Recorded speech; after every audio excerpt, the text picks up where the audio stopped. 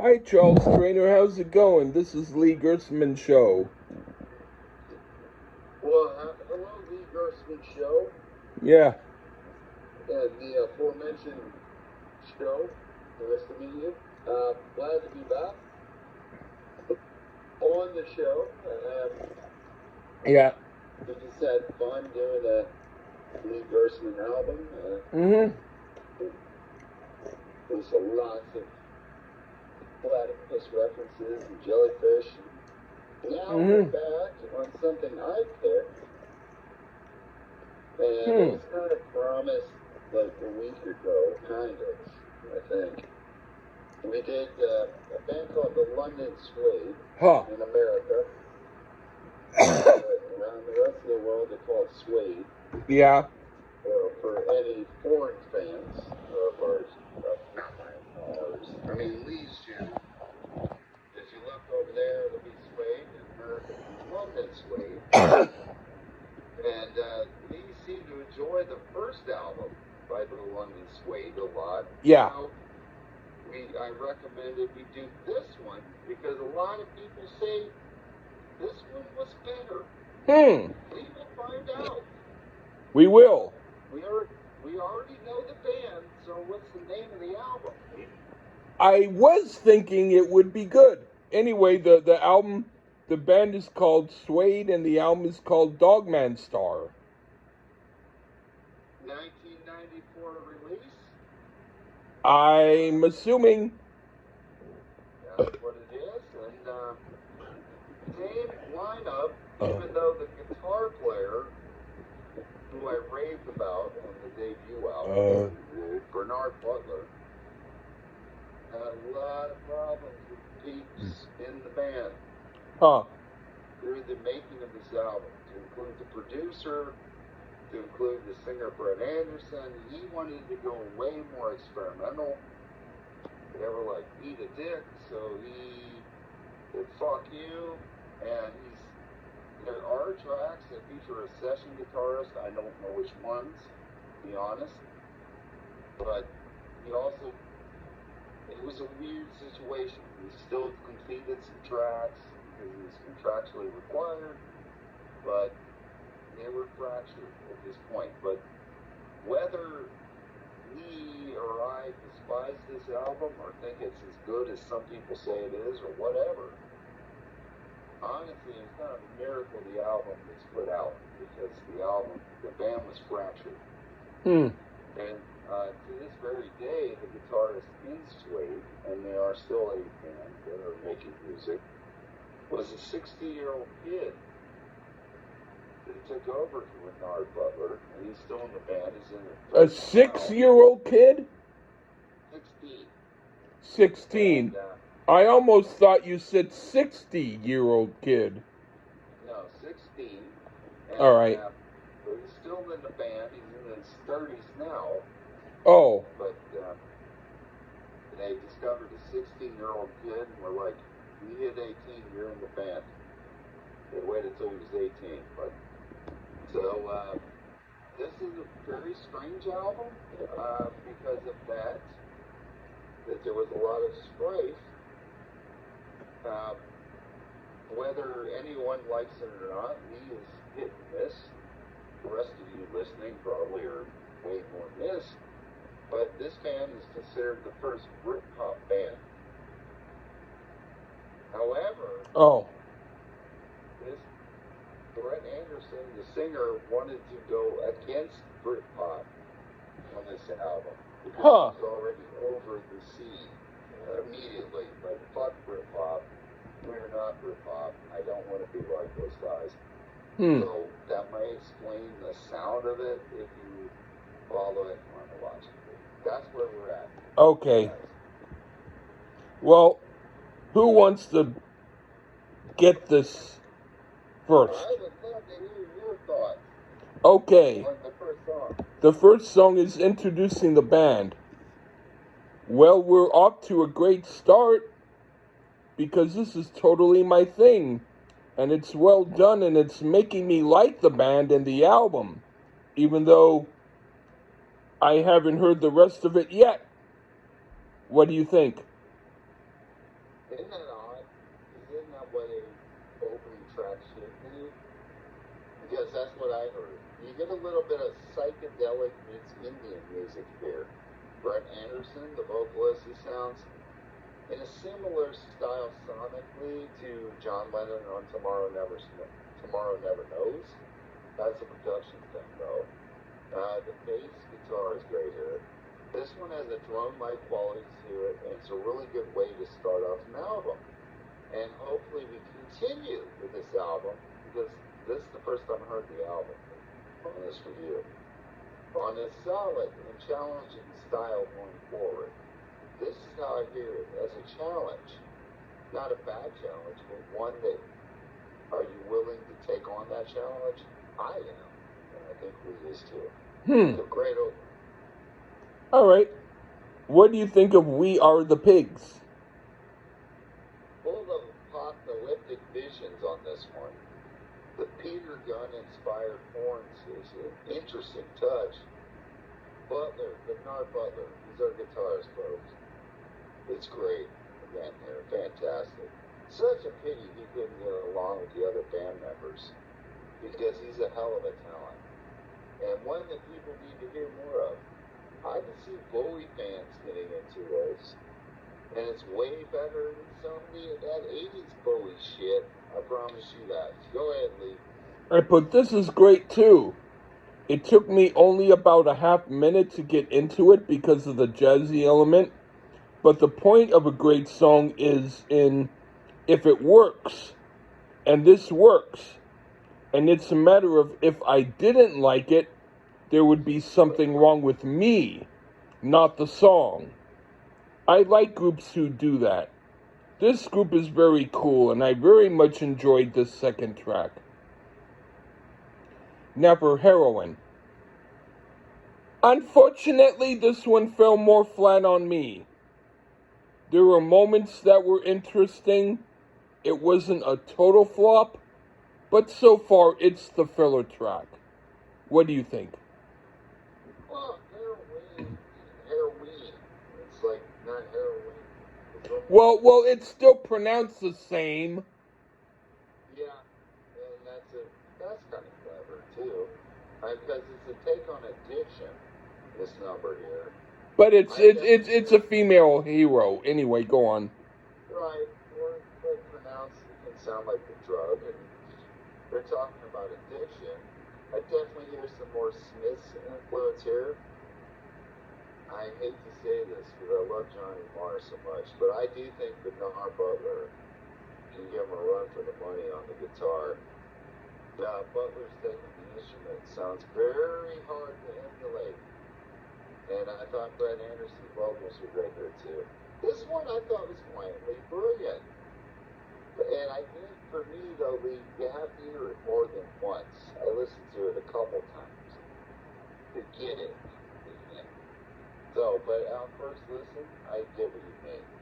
But I enjoyed this one quite a bit, but I do know what you mean. At first listen, it can be... Yeah. Anyway, what do you think of the Wild Ones?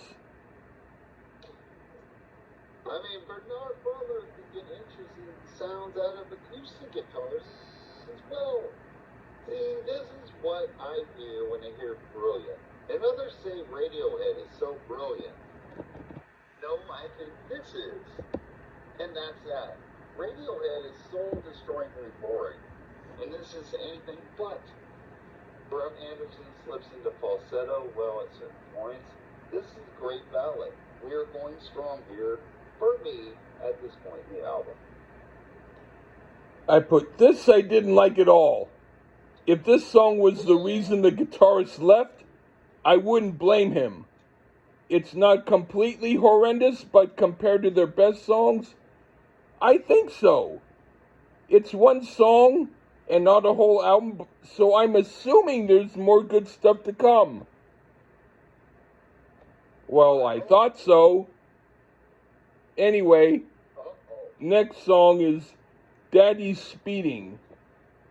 The first 3/4 of the song I thought was a complete waste of time, and I did not like it at all. But then the last part came on and was absolutely fantastic, and I loved it. So this throws me for a loop. I like one part of it. In fact, I love one part of it, but the rest I could do without. What do you think? I mean, just loving part of it is like loving the ending. And this is a song dedicated or influenced or bullied by James Lee. And this one, Butler shows off his piano skills, which are pretty solid, as we heard on the previous album. And it's got a bit of a Pink Floyd feel to it. Butler's guitar work, again, challenging and great. I say challenging if you try to play the instrument, not to listen to it. Mimics a string quartet a bit with his guitar. This song is a piece of art, plain and simple. Next song, Lee. All right. What do you think of The Power? Some more David Bowie love here in my ears. They went that way on the first album too. This one is a bit more pop. Well, I mean in comparison to what we've heard thus far. Slightly more accessible sounding here. The strings are a nice touch and not overused. But I would suppose this would be filler. But again, it's in comparison to this band's work. It would be great for many a band, like Poison. I consider this more of a B-side, though, for this band. But it's a strong B-side. Is this Suede Goes ABBA? That's a thought I'd find horrific. But maybe if a record executive came with them with an undisclosed amount to do a piece of fodder like this, my golly, they'd better do it, according to their opinion. Well, I'll not be voluntarily jumping up and down for joy hearing this again. Now for New Generation. Before we get New Generation, Brett Anderson, the singer, said he was doing a lot of LSD, and Bernard Butler left. So maybe they made the right choices for Lee. But now New Generation. No, they didn't. But anyway, this has nothing good about it. Complete crap.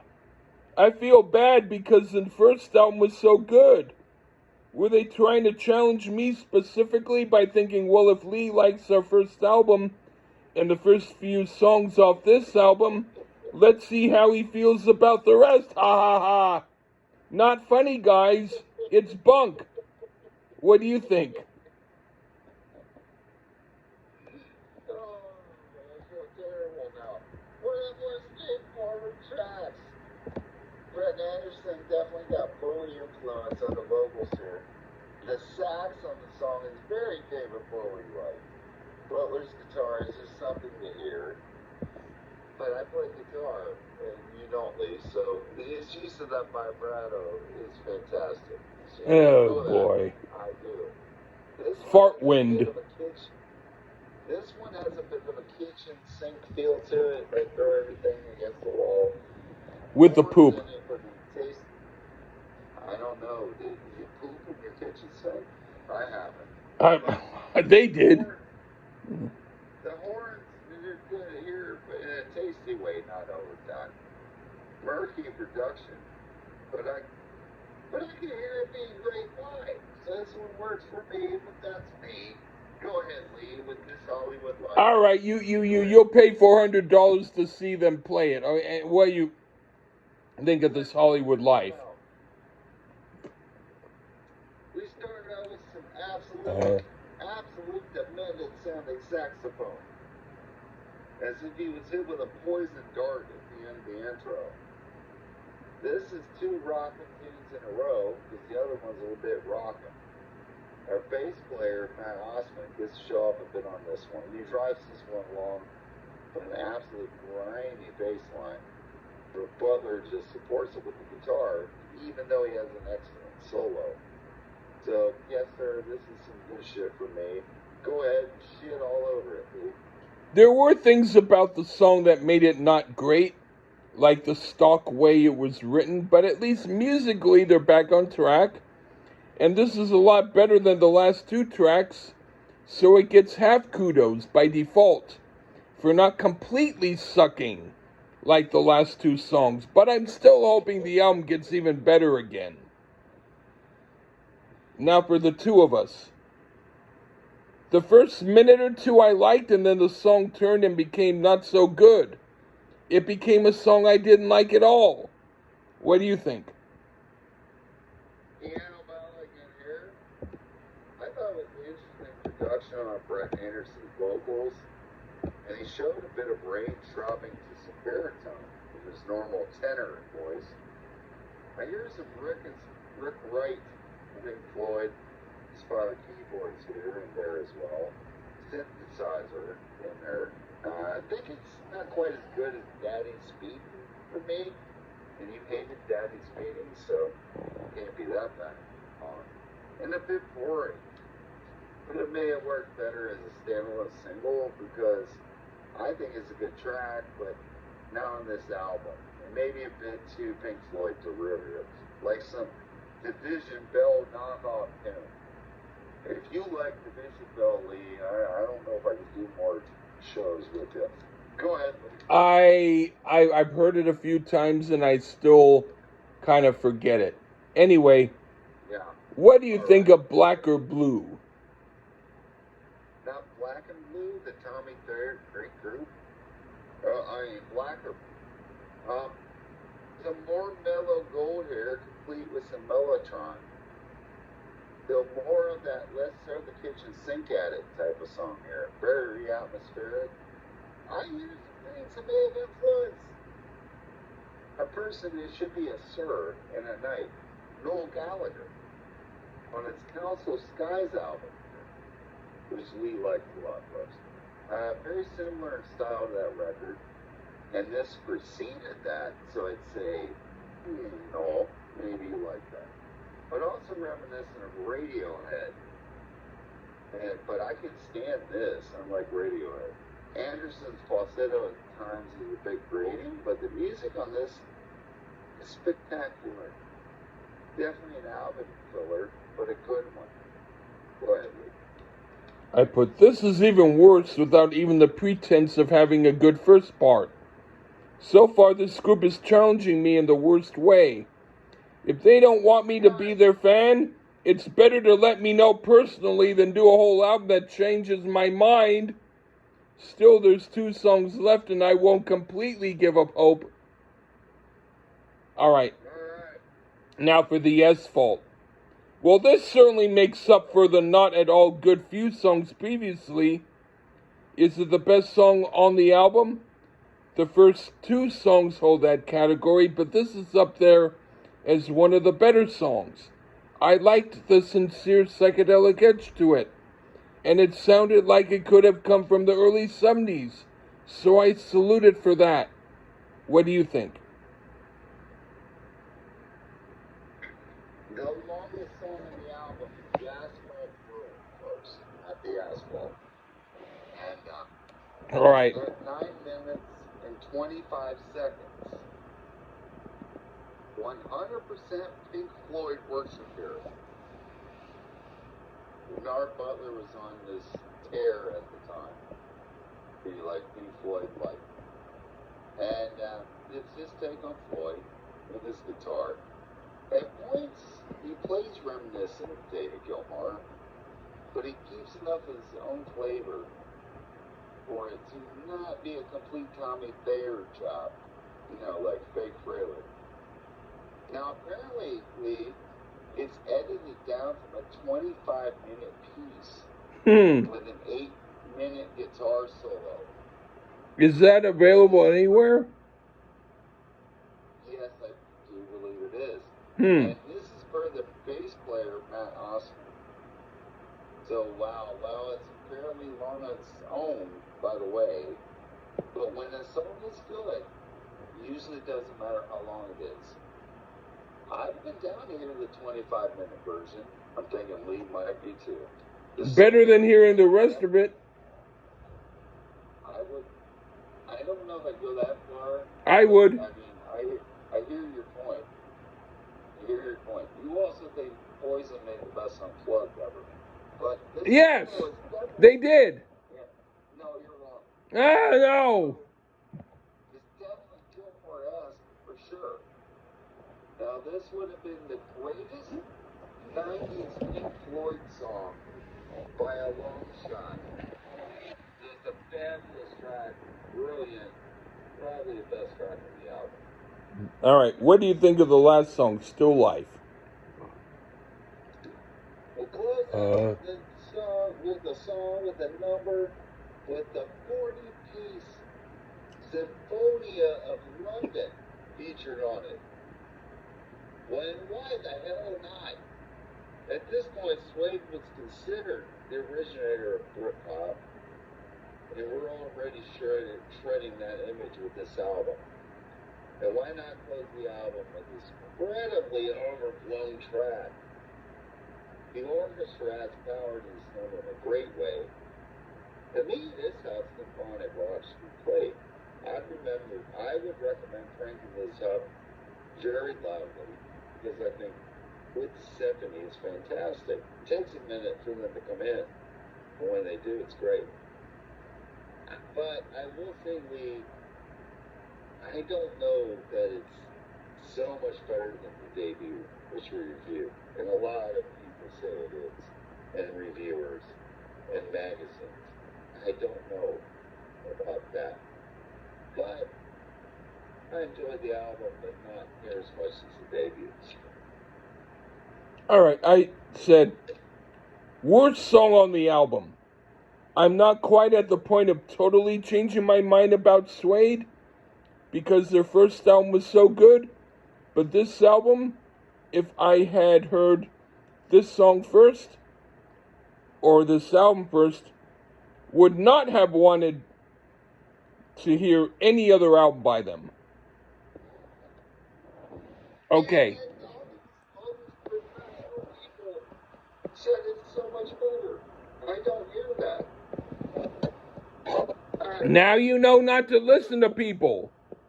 I like the fourth. Oh, I don't ever. I don't either. But I'm just saying, the point is, I like the debut way more than this. Yeah, you like this slightly more than me. Yeah, but that don't mean shit because you think Poison made a great unplugged album. Yes, of course. And like, because they don't make good songs. Well, Poison made a good album. In fact, I want to hear the Poison thing after we're done. They didn't make one good album. Not one. They made a good unplugged. Oh, when the albums are shit. But they made a good unplugged. I would rather listen to Lauren. Oh God, no. You'd rather hear her talk about how her butt itches for a half hour? Yeah. Ah, shit. Anything. Because Poison talk dirty to me on blood cannot be good. It is good. They do it good. They do it good. They do it really good. You're talking over Nirvana. You're talking over Kiss. Yes. You're talking over Pearl Jam. Yes. You're talking over Yes. Neil Young. Yes. Poison. Yes. No. But Oh, I'm out of my mind. this album wasn't as good as the debut. So the professional people who said that this our books on the Lee Gerson show, we know what we're talking about. Yeah. Even though I didn't hate it as much as you. But it doesn't mean I loved it. I think the debu's better. There you go. Yeah, okay. I think it was a baby that needed too much spanking. Anyway. And by for the record, too, folks, we enjoyed Noel Gallagher's High-Flying Birds way more than this. Well, that's no idiot's choice. Anyway, take care. This was an awesome episode. This was not a good album. This is a crap album. Okay. But awesome Yeah, okay. He said no rules over him and poison the blood. Yeah, whatever. Okay, all right. Take care, everybody. Bye-bye.